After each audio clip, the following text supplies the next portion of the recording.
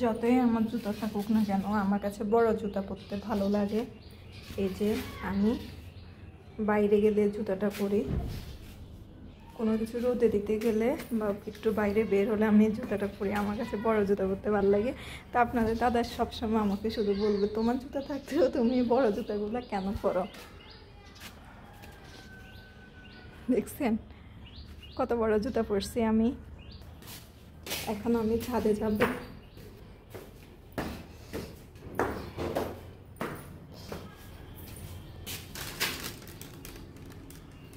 অনেকদিন পরে রোদ উঠলো,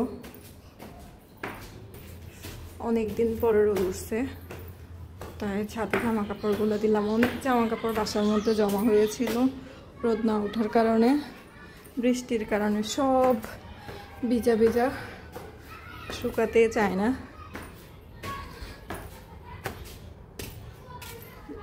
ছাদে চলে এসেছি। এটা হচ্ছে বাড়িওয়ালাদের সজনে গাছ।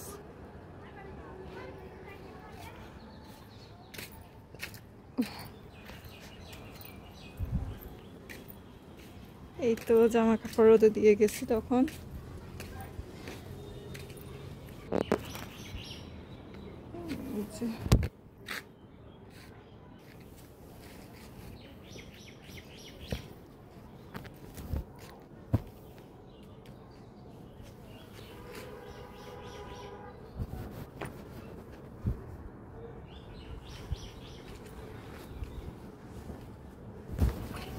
বাতাসে একদম নিচেও পড়ে গেল জামা কাপড় সব।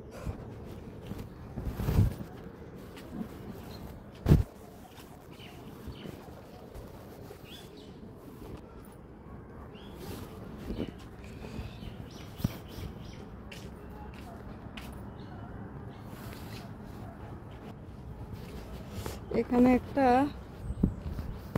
সমস্যা হয়ে গেল, আমি যে জামা কাপড় দিচ্ছি আমি ক্লিপ লাগাই না। এখন আপনাদের দাদার লুঙ্গিটা এদিকে পড়ে আছে। ভগবান কি করব এখন আমি। আর গেঞ্জি একটা নিচে তারের মধ্যে ঝুলে আছে, এখন এগুলা নিয়ে নিতে হবে আর কি। ছাদে আমি ভাবছি যে যদি আবার বৃষ্টি চলে আসে, তাড়াহুড়া করে দিয়ে গেছি, ক্লিপও লাগাই না। এখন বাতাসে সব উড়ে উড়ে নিচে ফেলে দিছে। ওয়াও দেখেন কি সুন্দর।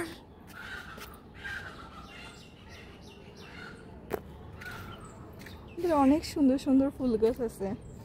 এই ফুলগুলো কি সুন্দর না? এই যে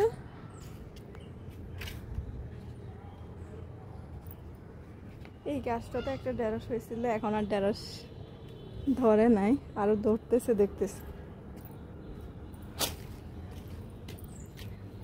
ওই যে আরো একটা ঢেঁড়স ধরতেছে। এখন আমি ছাদে জামা কাপড় দিয়ে পড়ছি আরেক বিপদে।